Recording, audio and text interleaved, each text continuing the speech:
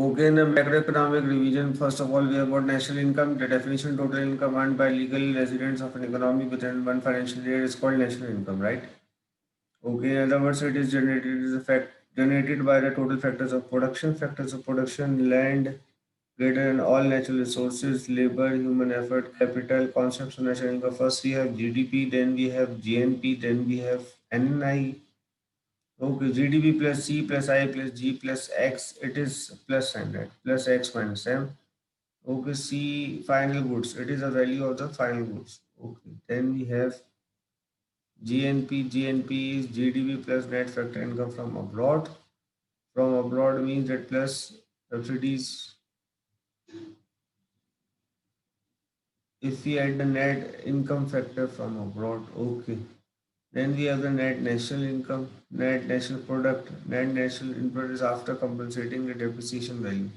So the formulas have been changed basically, right? GNP, GDP plus net income factor from abroad, NI, GNP plus subsidies minus depreciation minus indirect taxes.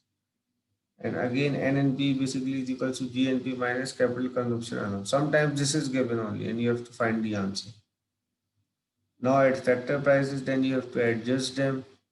Personal income, that is the final thing that has been asked, although mostly you are asked till NI, not this part.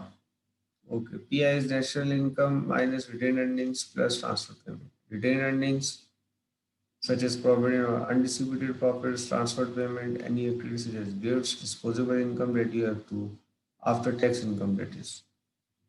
Direct taxes directly those have been collected by the employer, not the employee, right? They cut it and then you take the amount that is left.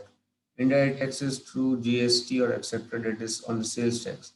Circular flow of income from how income flows from the different segments of the economy. And this has to be noted, right? That how income flows from different sectors of the economy.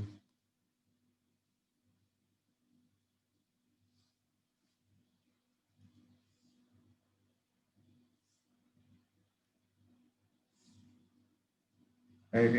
It is how again from the consumers, we have the consumers, we have the producers,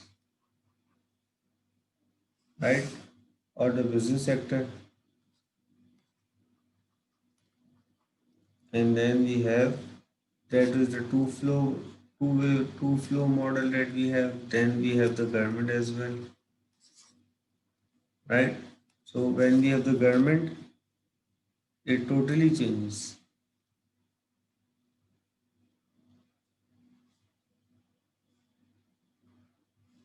Okay, so and you have interaction with the government as well, that has, and then with the external world, and then you have with the external world. Okay, so kindly do look at this. Then we have methods of measuring national income. Three methods: output method, just count the output, just avoid double counting. That is the only mistake that you can make. Expenditure C plus I plus G plus X minus M. Income method, you calculate the income at every step.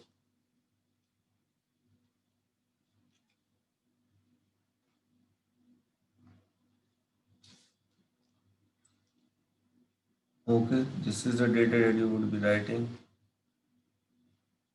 Importance of national income to assess the state of economy, to measure economic growth, problems, technique, unrecorded transactions, demonetized statement, equilibrium level of income, aggregate demand is equal to aggregate supply, inflation, continuous or persistent rise in internal price level is called inflation, aggregate demand, right? This is important. Overall demand for economic resources presented by various sectors, aggregate demand, causes of shifting in aggregate demand, changes in consumer demand, changes in investment, changes in government, and changes in import and export. Why is that? Because aggregate demand is what? If you look at it,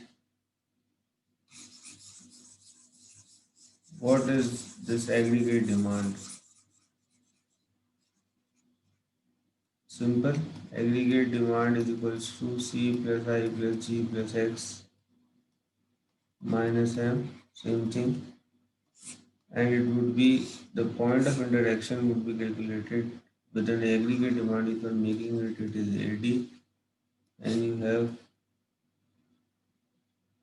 this is AD, memory solved for, and this is AS, point of intersection,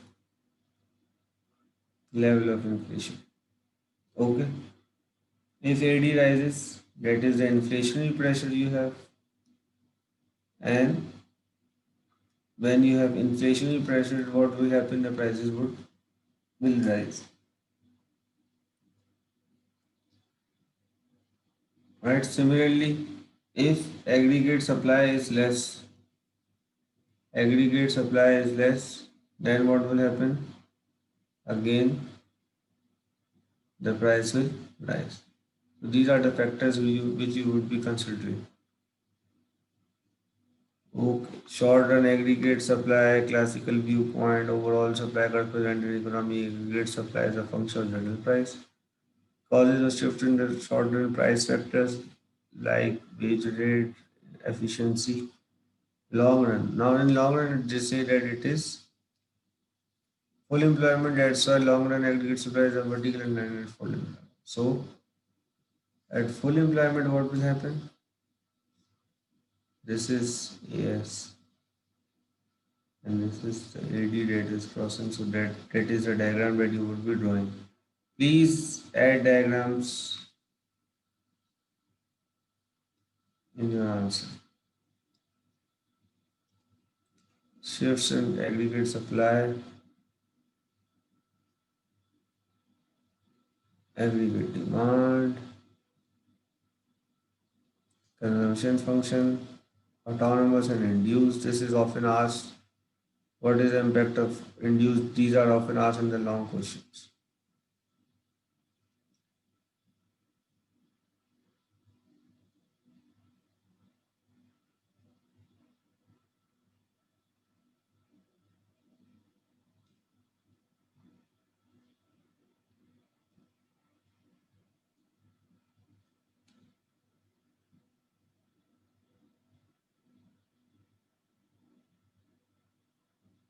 This is important factors affecting inflation, rate of interest, and marginal efficiency of capital. MEC.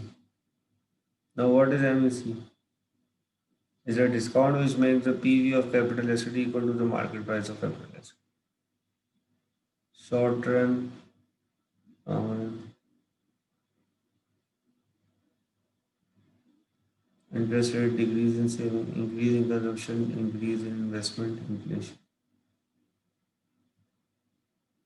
The calculation of multiplier is also asked, so please just keep in mind these figures.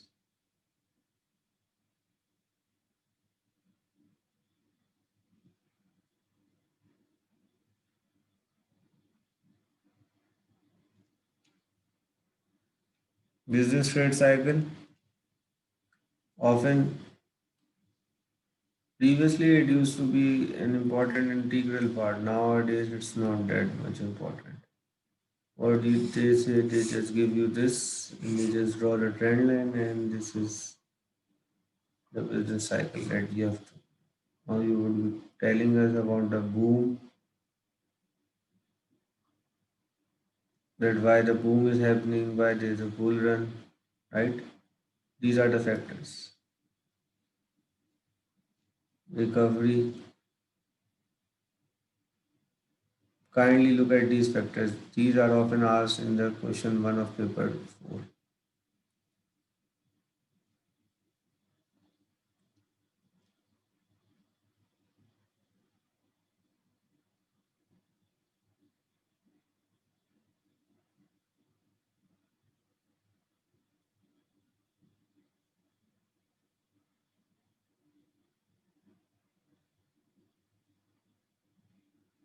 Fiscal policy, the government policy.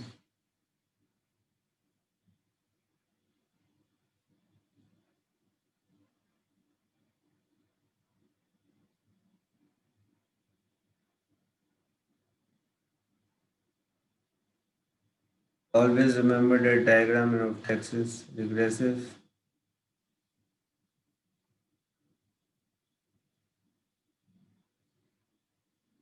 One question on taxes often comes.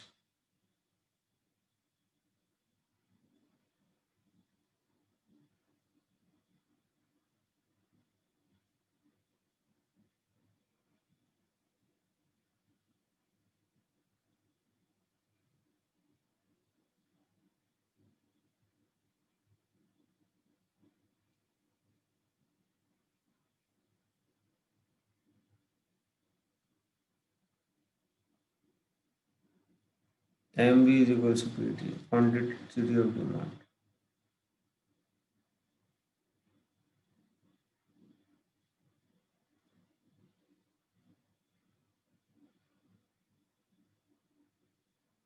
This is the end of the